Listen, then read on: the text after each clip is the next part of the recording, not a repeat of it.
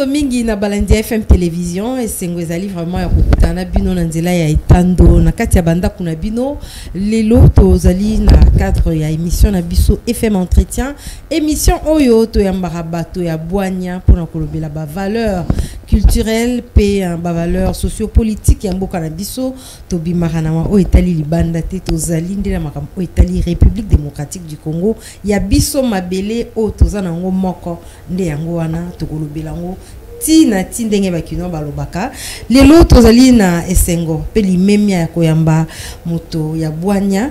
ya zali moto ya lingomba ya ba église traditionnelle okoyeba ezali bongo mfumu kinzomba mfumu mbenza obilo bolela ki mama dinanze izongisela biso isusu mfumu kinzomba aya ko manyola penza to landa malamu bolobi kazali très jeune besoin koyoka yango lelo azongi lisusu na plateau na biso plateau na bino ndenge to benga kangonde bino mope bolinga oloba bengela biso aya ko loba na biso lisusu to yoka malamu azali awa ilongo nanga na plateau na kokende déjà kopesa mbote mais na lina ba yebisa bino que azali chef spirituel ya etonga o babiki ntwadi kabanunga mumwanda velela KBMV en sigle zoami na commune ya Selembao ye azali pe représentant légal ya etonga na ye pe lisusu azali président provincial ya confession religieuse des églises autochtones traditionnelles Bangunza PV Alongo oyo bakino babengaka mingi église ya Molimo mfumu kinzomba mbote na yo ingeta matondo mingi mama dinanzei baimboka balobi benga ye abanda ko se présenter ndenga se présenter mukolo wana to yo kango susu malamu ingeta matondo mingi bambuta na bayaya na banza mwana ya Kongo yinso tekila kabaka mpova ndenge to bakayambwazwa maloba libosu ya bantu esengeli na ye komila kisa ngai wabino mfumu kinzomba mbenza ne Kongo wazali bongo mfumu mbenza mwana ya mvula nene inalanga ntekolo ya vitinimi na mpango zi Kongo pe ya vuzi chef spirituel et puis représentant légal ya communauté Kintoadi qui a banunga mwanda vile la KBMV en sigle et puis les représentants provinciaux de la 9e confession religieuse des églises autochtones et traditionnelles Bangunza Mpevian Longo créé tebeme na mokose matondo mingi ya solo matondo vraiment baimbo kabazali kolanda motuna liboso babito tuna yo ebele ya kibokoko oza koloba boye yozana no jeune oyekoli yango obotami nango eza nini parce que babi mokili ezo kopusa na me yozo zongela bokoko na opona nini vraiment parce que ça devoir ya motonyonso mama dinanzei na boite imenyonso tango akobika na mokili soka lingi na boite abika malamu esengeli alanda ba valeur na ye ancestrale parce que ndenge toza boye ekolo na ekolo bazana ba coutumes et tradition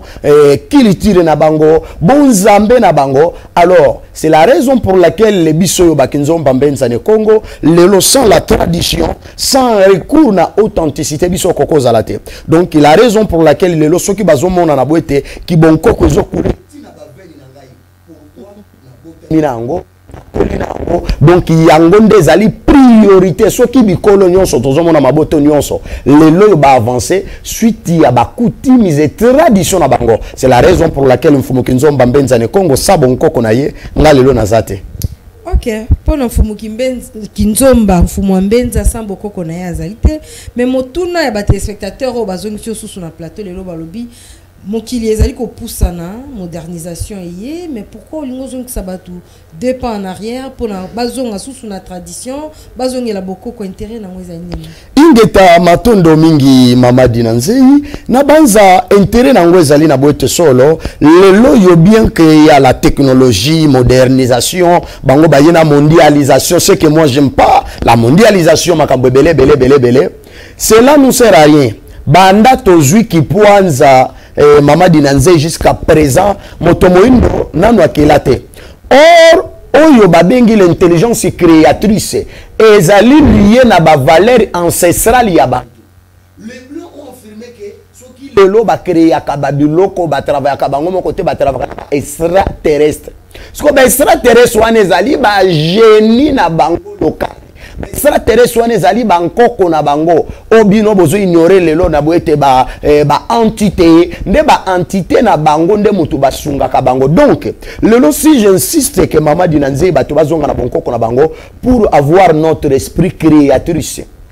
Donc l'intelligence créatrice, bien qu'il y a la modernisation, mondialisation, technologie avancée, tout ça, mais suite à la technologie, qu'est-ce que nous avons fabriqué? Non, on fabriqué. Attaqué dans ya pambo Mama Dinanzei, au lieu musuli na yo ba c'est la kwa pas ba pecho ba chinois. Or kozonga na bonko qu'on abiso, c'est là où tokozwa l'intelligence créatrice, parce que l'intelligence créatrice inde mutu ezangi biso lelo malgré toke kotanga ba étude ya mutu na mutindo, mais moto mundo azaka théoricien. Aza théoricien aibi kokelate. Donc yé ce qui ba sali ba pareil na mikeli apoto yé musala ne ko bongisa créer loko sala pareil ya bongisa kaka so ba sali mituka ya chanzaka ba pine na ba bulo ba joindre de kilas mokoni ni okela mutuka. Or mayela kokela mutuka eza lié na ba valeur traditionnelle na ba valeur ancestrale ya bato. Donc ce que nous avons insisté pourquoi tous notre intelligence énergie créatrice et ko te pas ya mamindele mais notre intelligence créatrice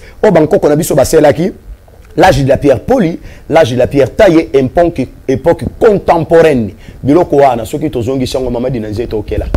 Fumu Kinzomba na tuna pena moto no montegeza kozonga sima. Non, pas forcément. Kendel boso te tozonga susu na l'âge de la pierre taillée. Mais l'âge de la pierre polie, l'âge de la pierre taillée, tes ancêtres ba inventa qui? Est-ce que lelo pourquoi tu veux inventer? L'évolution ici est malgré l'évolution,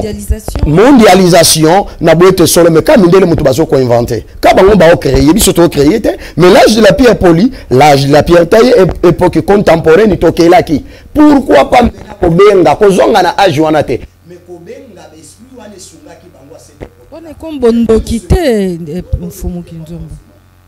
Eza bondo kité derrière pe bondo keza ngo mabete bondo keza ta connaissance. Bondo kia mabende ya muto. To sali parenthèse ndenge toloba na 4 émission na biso batuni mutuna mususu boye balobi oza très jeune. Maele wana oyekoli yango na classe oyekoli yango ndenge ni. Bon nazali ancêtre incarné mayelo na kolobela ba ekola yango na kilasité. Okoki na kotanga na la faculté des droits aux diplôme sali ba théologie tout ça mayelo na Dinanzei za surnaturel. Donc eza donc il y a comme on a la sagesse Congo enseigne kinzonzi kwa bambuta makino kwa baleki engi koloba nini la sagesse Congo enseigne na boete solo assise ko bongisa makambo epa ya bakolo place ezaka soki to ane bembe tableau batsaka wana bazwa ko tia minkutu bazwa ko tia banini ezaka bakolo mbavanda kawana mais ba jeune komona baona ngambo kuna wana baobina misu baloba lelo to koyoka te to boyi ba conscience ka obiso to ye matanga mais bato bakufeli bako bavanda ka quelque part na table bazo solo là. Donc la sagesse Congo enseigne kinzonzi kwa bambuta makino kwa baleki. Donc bao bao sala wana na kisasa ba baleki biso nde bambuta. Donc kinzonzi pa na biso o kinzonzi po ye bango il faut connaître l'ancestralité. Kota bonko kona yo yango zomona Mama Dinanzei naza petite bango ne bazomona na âge stati na apparence physique na kati na bongo nkoko. Fumu Kinzomba ozali pe président provincial il y a confession religieuse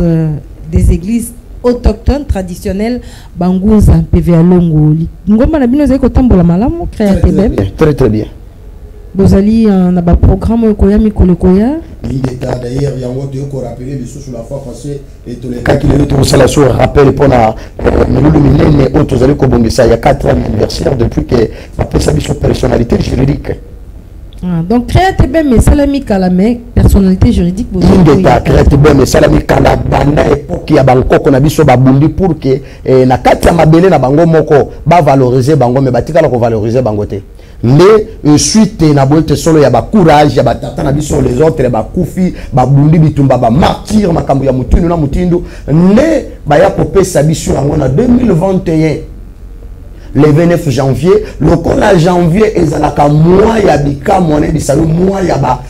elombe mois ya bato ba bunda bitumba ne le 29 janvier toujours fêté 4e anniversaire ya créé bembe parce que ezana kati ya mois ya bato ba bunda bitumba mois ya bato yo qui ont lutté contre une cause juste ndé lelo yo to ya pona kotalisa ba imboka na bote mi lulu minene ni bongisa na kati ya province ya Kinshasa. Et qu'on soit wapi milulu wana précisément to kozala na terrain ya Asosa et justement na Kasavubu sima ya parquet ya Kasavubu peut kolekela milulu wana quartier général à Bangunza mais baimbo kabazara na moi malili na nzoto so ba moni moi Bangunza batali bilembo bokoko ezoko bangisa vraiment ça binondini nous biso mo kweza ka fierté pour na biso mama dinanze kotambola na oui kotambola na ngo parfois les gens ba moni ba nzela mutu musuta nga zwa kimi mbala moko kati ya transport atali yo mais pour moi eza fierté pour nga parce que mon identité Notika no chanzango c'est la raison pour laquelle mon colonel il y a le 29 janvier maman dinanze to kola sa identité na biso notre ancestralité donc pour tout le ko matamaka le kotika la pamba te bonzambe ya baindo pene ko mona na maman dinanze botambola likola moto baimbo ka bakokima très bien makambe ba mona na kapata bazo kota na kata moto ba osika te moto azo sauter likola tika dans l'espace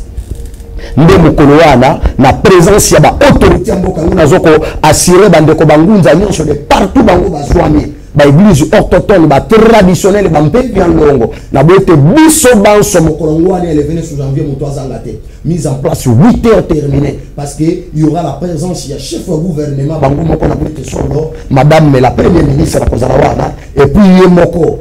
mokonzi ya mboka son excellence Félix Antoine Tshisekedi Tshilombo to senga ki yango comme akendaka na ba confession mosusu biso pepe la moko lelo bangunze eza ya yambo to sala manifestation et puis bango bapesa ki biso personnalité juridique alors nous insistons que na boete présence ya chef de l'État kozala wana na boete mokolongo wana Mamadi Nanzei qui ça c'est koningana yo zali président provincial qui est gouverneur ya créateur très bien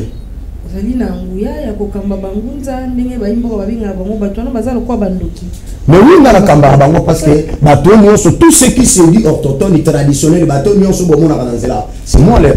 représentant provincial donc bazana mutu na ngai donc bato nyonso bino benga ka bandoki ba mystérieux wana c'est moi le représentant c'est bien ko bana musala na yo milulu minene zali le 29 janvier baimboka bakolanda ngo pe na nzela ya FM télévision to lingi to e ba créateur bem esangisi ba religion autochtone traditionnelle bangunza nyonso ya République démocratique du Congo. Très bien. Donc tout ce qui se dit autochtone, traditionnel, mpeviandongo, bangunza, donc mangombo Mamadi Nanzei obotami awa chez nous. Donc banto nyonso bazali kokamba manakati créate bem yango ndezali confession religieuse na biso parce que banda kala tozaka na confession mais biso ba tendance ya ba traditionnel ba autochtone tozaka na confession te suite ya son excellence Félix Antoine Tshisekedi Tshilombo onga na benga kamwana ya bangunza pe motema ya bangunza batata bakambi ya mboka na bote baleki ya ebele totikali kozwa personnalité juridique te mais lelo na époque na bango na bote lelo biso Mamadi Nanzei lelo toza valoriser c'est la raison pour laquelle depuis là le londe to sepele na bote solo ya koeba na ko fêter yango le 29 janvier na bote solo putulu et mata makala etika rabamo na bote bangunza lelo batelemi boko sala penza nini boko teya maloba na ya lingomba na bino na ba jeune ou bien boyaka bosali ba démonstration bo sauter nde to yebeli bino bon et vous avez vraiment culte d'action de grâce nous devons na culte non sur les kaka na ba martyr ou organisaka ba confession mususu non église c'est tout ça yango pe pour les kamokolo na biso pour la culte d'action de grâce donc culte bangunza les amokolo ya mercredi ou ezali journée sacrée pour na biso bato bayindo nde mokolo wana to sepele na bote ele kana terre ya sosa sous forme ya marathon lokwa bango balo bango na minoko ya bango balo baka donc kozala penza benda bika et puis biso to ko dédier mboka na maboko ya nzambe ya bankoko na biso suite ya ba injustice suite ya ba makambo zo le kana bote solo tina mikili ya est makambo bere tout ça alors mokolo wana bangunza to koloba liloba pe to ko dédier mboka na maboko ya esprit Congo ye atambwisa mboka na biso nos frères et sœurs na mikili ya est bazo nyokwama mikolo yuso ba mort bakamba mutu na mutindu nde biso bangunza mokolo wana bakoka biso bakolo mabele na toloba te nde mokolo wana tokoloba suite ya face ya ba injustice makambo belebele o bango basala mokili na biso vraiment baimbo ka bazali kolanda bino turo bangunza batelemi bozui mokano bolobela pemboka ezali penza mbala liboso nde yo moko lobi yango kasi tonto yeba tokundola na moke masolo ya créate bem olobi il y a 4 ans de bozui ndingisa na l'état ya ko travailler mais ebanda esali bambula ebele bande bandi créate bem oui créate bem ezali lisanga ya munene oyo etikeli biso batata na biso bantoma ba prophète noir oyo babundaki pour une cause juste misusu bakufa ba martyr tout ça batikela biso lisangwana parce que tata kimbango alobaki na biso na boete mokintwadi ituna nungena donc na bolingo na lisanga donc krete beme ezali lisanga oyo tata kimbango atikela biso na boete soki tolingi mokili ya Congo na boete ekende liboso pe mokili ya Afrika esengeli bomona bangunza na boete base réunir donc bangunza bazala na lisanga mais soki bomona bango basangani c'est-à-dire yeba ke mama dinanzei eloko moko tongi to déclencher na kata mabele na biso donc yango nazomona ngo eumeli tozalaka na boite valoriser et babanda ko parce que bango pona bango banda ko bango mana bino ezali lokola mutu soka beli baye na ye bazozo yango sous forme ya hôpital na bango tout consort or que biso tozali na likambo clé ya mboko mama dinanje j'insiste pour je répète clé ya mboko za maboko na biso tosengi bandela maloba wana bayimboka clé ya mboka Kongo ezali na maboko ya bangunza banda mikili ya kalobi biso tozaki royaume Congo ba dynastie banto babando tambwisa mboka c'était bangunza donc lelo yo pe soki balingi na boite solo mokile na biso zonga na nzela esengeli na bango na boite ba ko valoriser bangunza esengeli na bango na boite solo ba comprendre na boite solo bangunza likambo nini bomba mepa na bangunza bangunza babombi secret balobi que le 29 janvier baimboka bakoyeba bango baimboka bakomona o bango bayebi bazali bato ya bwanya bango babombi pouvoir ancestral bakosala molilu monene o kozwama le 29 janvier na place sayo o ezali temple ya bangunza kuna pa la 9e confession religieuse ya RDC o ebengami ya ba église autochtone traditionnel bangunza mpeve ya longo to oto bengaka mangomba ya molimo nde bakozwa mawana bakosangana bakambi ya mangomba wana nde to benga bango bangunza basu benga bango ba papa o bamonaka nti pa bino moko tomba bana mino bomona ani bon biso mona mambo batu bamonaka te parce que ngunza mama dinanze esengeli na ye ayeba komona jour et puis nuit donc biso na toza boye to mona mambo bino mona kate ya butu tambino bolali biso mona mambo moi na ya butu c'est la prophète oui ngunza veut dire prophète yango zo mona kata balobaka na biso église ya molimo biso ne muto na molimo bato zo mona bato balobaka na ba église ya molimo te ngabenga ngo église ya mosuni c'est la chair pourquoi soko ebisi muto église ya molimo ezaka pabi ke église ya molimo chez les bangunza biso ne bato molimo bato ba ebiti baganga ka viens l'esprit c'est bala molimo te bato bana molimo ne bangunza yango mona kato mona ka jour et puis nuit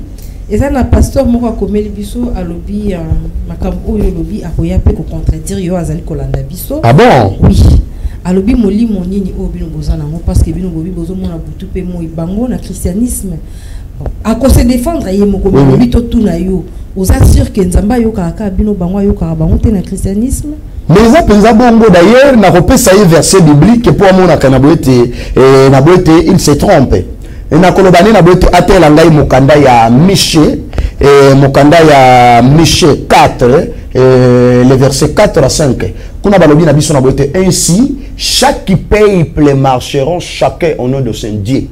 Donc il libota bako sambila na kombo ya nzambe na bango biso bana Israël toko sambila na kombo ya nzambe ba Israël. Alors je vais demander révérend pasteur inhabité yo za congolais to za mona Israël soko za congolais luka nzambe ya peuple na yo soko za congolais luka nzambe ya bonkoko na yo parce que bango ba Israël balobi na boete moto na moto libota na libota sengeli ba sambela na kombo ya nzambe na bango. Donc yo soko za mona Israël continue na kombo wana soko za Israël était papa na bato nyonso balandi na sima na boete solo ba ignorant parce que yo za congolais ya lobi maramunyo sozali koloba au sujet ya molimo kokumisa bakoko banini ezali idolâtrie akoya po apopola baimboka balanda yo malamu vraiment matondo mingi na rozela bango vraiment avec plaisir mais abonga malamu azwa ba bible nyonso ba version Louis II bible de Jérusalem mais bible ya Tobi aya nango nyonso parce que mokolo wana soka ye malamu te mama dinanze ya ko se convertir mokolo wana passer akoma croyant alongwa chrétien awoya osambela bakoko akoma osambela bakoko ka le même jour vraiment baimboka balobi to tuna yo kombo ya mbanza ndenge babengaka lingomba na lingala fréquent kintwa dikia banunga mwanda velela batikela kiyo yango mokambi mususu azalaki to yo moko yaki ka ocréer non ngande za pionnier puis leader fondateur ya kintwa dikia banunga mwanda velela alors bito tout non so kezali yo olotaka ndoto ou bien esalama ndenge nini pe na age nini ozwaki molimo wana. Bon, très bien, na banza mama dinanzei parce que lelo yo eloko ekoma ya mpasi mutu nyonso soki avandi ote na kutana kina nzambe na lota ki nzambe ngozo mona prolifération de nzamba benga kingai ngana koma ko mituna yango zo mona bato musu bazo forcer soko talinga mama dinanzei na bato bazo landa biso mambo mutu azo ba vraiment zo maîtriser makambo donc azo forcer te aza à l'aise asala cour moko te ngolon pakala akenda ka penser moko bete donc j'étais li donc babenga ngalo na koma mona bamadi danzei mutu nyonso nzamba bengaka na na mona te munzamba bengi mutu moko boya la biso compagnie ote nzamba benga yi kena sala compagnie batu nyonso nzamba bengaka basala ka ba église ce ko ya biso za ka ba église te ozola nda mama danzei o ya ngai eza ba centre initiatique. Oui. Vous avez initié très bien ça centre initiatique parce que banko qu'on a biso bazaka na ba matonga te lelo soki to tie ba centre wana pote to éduquer bato moyindo mais banko qu'on a biso bando sambela na bango na science te bando sambela na kati na zamba tout ça l'église ezakite d'ailleurs église mo église engi koloba nini eza étymologie moko boto ki koloba na boto solo momoko hébreu église tout ça. Et donc, ensemble des gens qui ont une but idée. On ne sait pas quel but. Il y a Boma Bantu, la Bantu na mona kana limité, Batondi na limité, il y a Boma Bantu, to bazana biti ya non, basande la gate. Babe la ganzambe te. Batonde baganga kadere ku yeso zoro basoko ningo sambe la kota na chambre na yo. Bato baganga ka nzambe nzambe. Bazolanda yo papa. Oui, bazolanda na malama ba verset biblique Jésus a dit na mokande ya Matthieu. C'est pas bateau basamble bo ba yo ka boka baganga kana no so mutu nga sambe la kota na ndako na ye. Mais na tala mutu azotombole sabato maboko lekolo. Donc biso eza différent. Nous nos églises eza ba centre initiatique pour na kozongi sa moto moindo na bonkoko na ye. Kozongi sena ba valeur ancestrale na ye. Mais plutôt bango bandako basali wana ezali na boite solo lié moko boye ambassade ya colonisation, ambassade ya métropole. Oui, pour continuer à coloniser ba pasteur bakoya ndenge bango moko pe ba bengaki ozala na ba réponse à kopesa bango. Très bien mokolo wana na conseiller bango, je vais leur faire des leçons. Bango ba bakoya koloba ndenge yo lobi yo moko ba pesi droit de réponse après yo kozonga. Oui, na kozonga pe na koya pe na réponse na bango. Et ozala penza ma yenge mingi. Kinto di ki banunga momwanda velela ezaki na age nini pe ba bato na lisusu. Kinto di ki banunga momwanda velela. Tango bandi mission na yo en tant que chef spirituel ozaki na mbula boni. Bon, na banza ngai mosala o d'ailleurs parce que autre que le bar représentant légal et ça titre mais mosala o muto abota maganango. Moi j'étais appelé. Ya on a dit na bango naza ancêtre incarné. Na Mwela Congo, les ancêtres de Mwela Congo, Mama Dinanzei ba prépara kamutu. Donc koko lo bana mokila molimo o bango ba benga kalola parce que batura batubana banzela na bango. Et 10 de paradis biso baka Mwela Congo. Les ancêtres de Mwela Congo ont établi Kinzomba Mbenza ne Congo comme maître spirituel aya kozongi sabantu. Donc banda Mwela Congo zaki volonté ngaité mais zaki volonté mokila molimo. On m'a établi les ancêtres de Mwela Congo batinda kingai na uta bi peuple uta kabanto boyo kaka oyo ba koma lelo ba marque déposé na biso ba ya kimpa vita bambuta mbumba Philippi bambuta machua donc parmi eux parce que ceux qui mokilezo les kamokile mosusu ezoya donc moi qui nzomba mbenza ne Congo banto bomona oyo o bazali lelo ba marque déposé pour na biso lelo nde biso toza ba descendant na bango biso nde to ko continuer œuvre o bango bazo sala mais ko ya na mokile na beto ngana baniko kamba bato déjà plus ou moins à âge 9 ans ngana kamba déjà bato plus ou moins à âge 9 ans nga déjà nazali bosua bato nazo kamba bato alors mais nazwa kina ndingisa ko sala lingomba te nazo kino ndingisa ko sala ngomba te tango na tangi kelasi après âge avancé na koma ko sala beaucoup plus ba conférence de presse ba conférence débat asimana yango nde tata ko ebisanga sala sikoyo école initiatique. C'est la raison pour laquelle na lobaka ngai na zakana lingomba te mais plutôt na zakana école initiatique. Donc muto abimi na école na ngai mambo zoka ona loba oyo donc soko vandi pembeni na vous allez comprendre que azam to maele batongo bazara pe belé très bien beaucoup baza penser belé donc derrière moi ba gêne ba mpaka tout donc eza penza nini mobimba donc tout un cabinet ministériel donc ya mobimba penza olobia le 29 janvier bokoloba maloba pona mboka bino bozali bato ya bwanya ndenge yo moko zokoloba lolenge mabe ezali koya na mboka osala boye mbula ebeti mabulu esalemi ozonga boye ezosimba te nkokoso epa ya bakambi ya mboka bakomeka ko projet boye esimbi te mpona bino ntango botalaka oyo balobi bato bamonaka bomonaka nini bon mpona biso ntango totalaka bango tomonaka ondire bato bakorompwe ozolanda Mamadi na Nzeye donc bato bakorompwe bakobaluka bazoma wi bakomarge bapa sur place ondire omoni po okende obima awa na 7e mairie il faut que noka tout droit awa mais yoko baluka boye donc tout ce qu'ils font bakenda na bako baluka bake ko sala tout et pourtant batikero kwa mutu yango apembe na bango donc yango mona ka bango voilà bako kende ote toke Addis Abeba o toke voilà accord 4 bake place moko songolo mpakala so bake union so na bango basala ka Mamadi na Nzeye nanu bazwa le kabu ya mutu yate biso tala bango donc ba corrompre donc pour nous ceux qui ba mona makambo na nyonso parce que ba to sate ba tuna bana Israël bible bango batangaka batala bana Israël ceux qui bakotaka na bombo babosana ki nzambe ya Abalama nzambe ya Jacob nzambe na Isaac comme bango pe ceux qui le l'ont passé basala boye mabe ba érosion basala boye nyonso bazo sala na boye te ezo simba te pour quoi bango babungi quelque part ils ont abandonné le Dieu de leurs ancêtres Zambie ya Bangkok na bango na boyete bango babengi yango bondoki c'est de la magie pure et simple yango mona bango ba corrompre ba ko changer gouvernement bato mutindo na mutindo yango mona après 6 mois basali réforme après 6 mois basali bo ko changer ga bato bo ko changer ga bato qu'est-ce qu'il faut exactement et sengeli na bango na boyete ba ya ko tuna bakolo mabele ba vandi sabiso conférence moko Mamadi na Nzeye président provincial très bien gouverneur aye komono très bien baya kotuna biso to sala boyezo simbate bino mokili ya kala bankoko na biso bando tambo sango ndenge nini parce que mokili ya kala biso zaki malamu Mamadi na Nzeye mundele tukenda oluka ete irienda mutaya ko luka biso nous à l'âge de la pierre polie, l'âge de la pierre taillée, nos ancêtres ont inventé. Ce qu'on dit,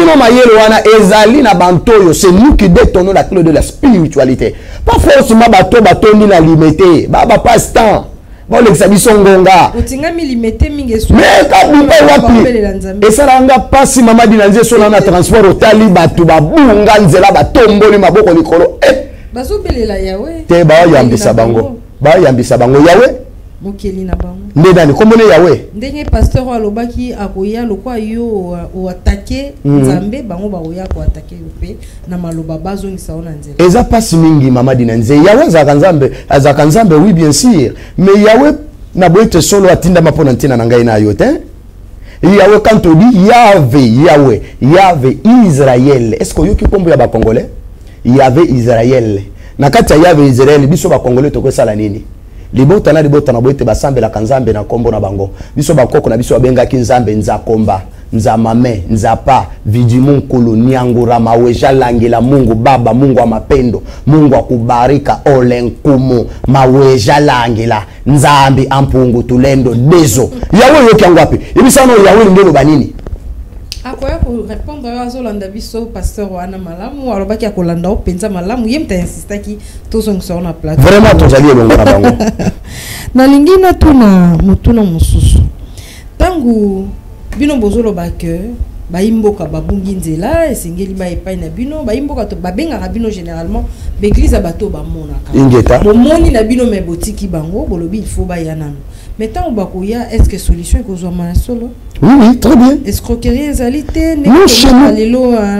escroquerie koti moi mingi na makambo etali makambo molimo ngo pe non pas forcément Mamadi na Nzeye chez nous vraiment d'ailleurs biso to commercialiser ka misala ya batata te biso misala ya bonkoko basengela ngo mbongo te misala ya bonkoko eza musala bénévolent soko moni moto senga ka musala ote azali na molimo est-ce que molimo bateka yango molimo eza molimo ya nzambe ya mokeli apesi na mutu biso balobi na biso na Kongo lubeki muna kinkaila luvutura muna kale kwako loko to senga mbongo te yango zomona banda kwa nzambe na biso ezala kaka ya batole mandalala metala bato bazo commercialiser misala tani batie ba immeuble ya minene batie kutuna ba split évoluer non pourquoi ba commercialiser ka misala ya batata nous on demande pas de l'argent bango ba commercialiser ka misala ya batata azo biso na boite solo avant bi ke sengeli o seme ngano na ngote no seme nini onga no seme vous Mamadi na Nzeye nazana no eloko yozo bisanga na seme na ngote skoyo na seme ndenge nini mutu pa sema zolote yango zomona na bote solo bantu wana batongi banda kwa nzambe ya minene biso to sala ka musala bénévolat nde lobi ko ezaka na se ya mandalala lobi ko ezaka na se ya banzete lobi ko ezaka na se ya ba ndako zomona to mwa bandako moko boezanga tina me place nde bon nzambe ya solo evandi. OK. Les églises autochtones traditionnelles. Baimboka bazekolanda eloni bakoko retenir na ba église wana. Bon, esengeli ba retenir na bote espoir ya mboka na biso ezali na kati ya mangomba wana. Oui, espoir ya mboka na biso. Donc, soki ke tolingi to avancer na bote solo esengeli na bote bo se confier pa ya bangunza. Pourquoi bangunza bangonde mutu oyo leloyo baza kozongisa biso na ba valeur na biso. Congo na biso lolenge kani yango ezaki bango ba ko présenter biso Congo na biso ke mambo bino bosela c'est pas ça. Mambo bino bolanda yango te. Donc en réalité mama dinanze soki mokile na biso balingi ba avancer ba pesa confiance na bango pa ya bangunza parce que bangunza na bote solo lelo bazo travailler pour que na bote solo baluka émergence ya mabele na biso. Mais bato bakena Rolanda bango bazoluka beaucoup plus émergence ya mabumu na bango yango zomona na bote bazo faire voyager bana na bango na mikili ya poto bazo faire voyager bana na bango de partout yo bazo zelisa okaka zela bato bazela ka mokombo so ezanga mokila toko zela ndenge nini et c'est bato babika bomoyi ya seko babika kimia parce que atako biblia na bango balobi yango na bote souhait ya nzambe c'est que tout le monde a prospéré en bons égards mais pourquoi bato baoni okoma. Vous assurez pas na bino mikakatano minyoko ezala te? Non, pas forcément. Muto azali. Non. Muto asali recours na bonko kone na bote sola kokoza muto na pasité nyonso ezaka na facilité parce que banko na biso bazaki bakaitsaki fleuve Congo bazaki na poso ya koluka vedette te baki na poso ya koluka canon rapidité bakaitsa na makolo. So ka lelo komi ebele so muto ameki akochola. Mama binanze muto akochola te. Ata lelo ata batwana nengo tolo ba passer so kazana makasi aya kute aya na boete aya ko contrôler makambo nanga bozwaye kaka boluka na boete bobenga ba imboka ata gouverneur apesa biso nzela le pasteur azoluka a contester ngai tokende na bichungo bila na boete solo batala biso ngai na kati ya mai fleuve Congo tina ngambo ya Brazza makolo simana zonga soki ya kaitite bakata de force. Tola ki sabango bonzambe ya solo soki ye pena za na bonzambe qu'il vienne to benga gouverneur ya ville province Kinshasa apesa biso nzela batia mokanda soki nga na kai chief fleuve Congo na kei na zongi bakata ye moto soki ya kai tsenga bakata nga moto je mets ma tête à couper et puis ma main. Fumu Kinzomba fumu Mbenza baimboka balandi vraiment olobeli maram o Italie ba église autochtone traditionnel bangoza pe vialongo bino nyoso bozali na doctrine moko ya kosambela baindo. Très bien. Tozali na doctrine moko na boete biso banso mais sauf que na boete batuna batuza lokola ba certes tozali biso banso doctrine moko mais bantuna bantu kolandisa ma ba etini na bango lolenge kani bango ba yambeli bonzambe na bango moto mususu azali parfois disciple ya Matai Mwanda net par exemple biso mususu tokota kana moto miana les autres bakota kana moto te. Bakota kana moto bozali batu ya nani? Bon biso bato bakota kana moto beaucoup plus tobimi na Manyanga et puis chez les Bayombe. Kombo ya prophète ya bandiango. Bokuna chez nous na Manyanga tozali na boete solo na banebwe la mwanda. Donc na kokolo ba mama dinanze la plupart des prophètes. Non. Mokolo mokote. La plupart des prophètes hein o ya makaso yoka na mokili na biso Manyanga et puis Mayombe. Pourquoi kunande na boete na tango kala bankoko na biso bandolo baka kumanyanga kwa kondo wa sumu. Donc na Manyanga bipe wapi ezangi masumu kunande utaka bato makasi na boete solo banto bazali na nguye ya bonzambe. Donc la plupart ba Philippe Mbo c'est kamukie kroko alouze chez les bando qui pas forcément or que kroko ne bando bimaka mama dinanze pour ne pas na boete esala bato pasi pour ne pas na boete solo eboma bantu non pas forcément ebangisa ebando yaka nango yoko visiter nos ancêtres natango na kalalinga na za mama dinanze hein le ko na be diaboliser babilo Congo par exemple bato bazolanda ngai soki na vandiawa mbala moko na bongani nguma buna matia wa après nazongi nanga fumu Kinzomba yoko mboka na mikro mama dinanze or que nos ancêtres bando salango ate loko na simbi soki na boki na mabele ko boka te Okoko na nyoka. Okoka kaka non ça c'est de la magie. Kindoki mais nyoka Moïse bateau Moïse aboaka na mabele bongo na nyoka mama dinanzei wane zaki mambo nzambe. Vraiment qui bon vraiment Fumukinzomba to partager dans l'émission. Okiko ça la face na caméra malobani nous allons nango d'abord na cadre il y a célébration il y a le 29 janvier et puis pour na baimboka topé bakambi il y a mboka nde baloba ba animateur ya ba institution matondo mamingi vraiment ya yambo tozali ko alerter bandeko bangunza nyonso alerte na boite solo ngunza nyonso de partout zwami o ezali occasion ya munene na boite tobi ko zwa banda Congo na biso bandaka Congo na boite solo biso bangunza batikala ko reconnaître biso te lelo yo ngunzo vandi na point nyonso ozali soko biteke kingunza biso lelo bangunza to koma confession religieuse lokola mangomba nyonso comme toutes d'autres confessions religieuses catholiques et c'est les églises et des réveils du Congo les églises indépendantes communauté islamique le toza confession religieuse nena yango tobianga mibiso banso le 29 janvier na terre à Sosa précisément na Kasavubu na boite solo ezali mokolo ya mercredi mokolo ya bonkoko na biso mokolo bakela yo moto moindo mokolo yo nzambe mokeli wamba wampungu tulendo dezo apesa na biso to akokumisa yo orthodoxe nyonso traditionnel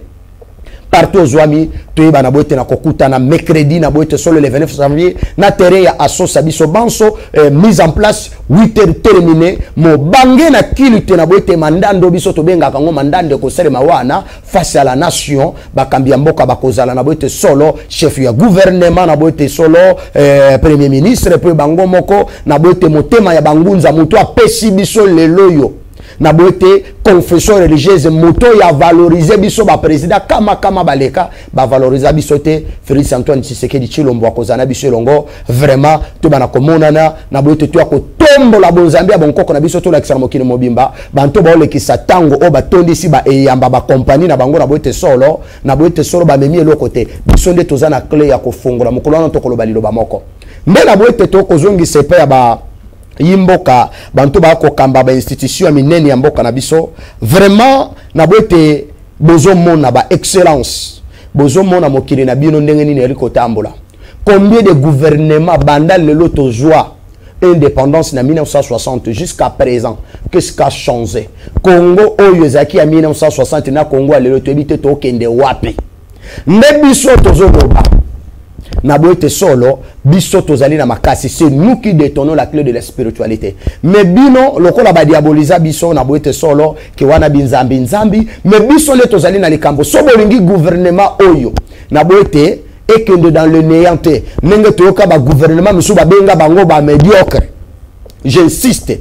kinzomba mbenza ni Congo na boite chef spirituel et représentant légal ya Kintwari kama nunga momo ndavelela et puis les représentants provinciaux de Bangunza kombo nanga Kisasa koko Kisasa na boite nga na vanda ane na ndaku nanga koko Kisasa na solana ye mikolo nyiso Kichasa kombo mususu na kopesa te me koko Kisasa biso to benga ke na kombo sona ngina benga koko Kisasa oya atelemi na sima na ngai koko Kisasa bino bo kamba oyo nga na vanda ke pa na ngai parce que en tant que garant ya ville province Kinshasa spiritualité négro africaine na vanda kana koko Kisasa so bwana posa ko tu na makambo zule kana Kisasa ezo simbate boya bo tu na biso pambate c'est nous qui détenons la clé de la spiritualité so kité gouvernement na biso bakobenga biso ba médiocre biso to apona kobundisa bino te mais tozandi contre système oyo bino bozotia ba impérialiste o bozo ko imposer na kati na mabele na biso qui ne sert pas ya kosunga ba imboka ba congolais ba nyokwa mana bote na mpasi ba vandi na mabele tondani na nkita wolo palata mais tozo ko plénircher alors fini na babiloko wana cette fois-ci toko bimisa bonzambi ya bankoko na biso na bino pe banto ya kanyaka na bino pe banto boko boma mboka na biso botondisaka mabumu na bino je dis gare à vous biso toza sima Félix Antoine Tshisekedi Tshilombo pour accompagner vision na bango gare à toi tango toko senge pe bankoko osala AVC tango zo sala mambobo bu osali AVC bozongi sa Congo lolengo ngozala kina ba valeur na yango nde biso na boete solo bokomona commerce ke mokili ya Congo ekokende liboso penzambe mokili tonzambe ya Congo na boete akoyeba na ko accompagner biso tokoma lokola ba peuple ba asiatique tokoma lokola ba américain les arabes pe lokola banto bokena kolanda ba bokoma ba malanda ngulu na bango na boete ba européen libota na libota bazana bonzambe na bango ba européen basambelaka Jova yona babengi Yahvé, ba Asie basambelaka Chou, les américains babengaka Nzambe le grand Manitou, et bandeko na biso ba arabi babengaka Nzambe Allah. Biso tobengaka Nzambe na kombo ya Nzakomba Nzamame Nzapa Mungu Baba Mungu wa mapendo, ole nkumu nyangura maweja langila, Mungu Baba Mungu akubarika, Nzambi wa mpungu tulendo dezo matondo mingi Mama Dinanzei. Matondo tomoni penza mafuta e matine bakino balobaka bo sentir que ezali bongo président provincial ya créatebem na ville ya Kinshasa asimbi bokoko ndenge ya lobby ya ville ya Kinshasa a lobby o akoki koloba ba imboka bolandi malamu ba e o pe ba komela ki biso bosenga ki azonga to pesi bino matondo pona contribution na bino pe mituna na bino o botinda ki to tuna na fumu kinzomba fumu mbenza ne Congo. Azali bongo chef spirituel ya Kintwadi Kiabanunga Mumwanda Velela KBMV en sigle oyo ezwami na commune ya Selembao ezali moko ya mbanza ya kati ya ba église autochtone traditionnelle bangoza PV Longo bolandi malamu bazali ko préparer milulu munene apesi mbela na banguza nyonso le 29 janvier bozala ebele botondisa terrain ya sosa tomona pe baimboka tomona obino bokosala toyoka pe obokoloba en tout cas topesi bino lisusu matondo mingi yo mutu olingo ya ko partager boanya na yo FM télévision ezande tolobara nul n'a le droit d'être seul sur la terre ezali vision. Il y a initiateur, il y a FM Télévision, Maître Malou Abili Cléophas. Panthère Noire. Vraiment, Azali moto katina bateau, moto oyo alingo tia équilibre social, ye azali pona bateau nyonso. Alobi pe boanya na oko bomba ona ndaku nonte. So ngo vanda na kicho alokumu, ofumu, kinzomba vandeli lelo. Yaka okovanda na yo ozala l'aise to yamba yo pe mituna ekozala belé ya kotuna yo en tout cas to pesi bino lisusu matondo mingi na bino bazolandi biso uta e bandeli kino na suka soki bozali suna mituna bo continuer kokoma na numéro ezali kwa s'afficher na se ya ba télévision na bino to koyano la bino matondo lisusu.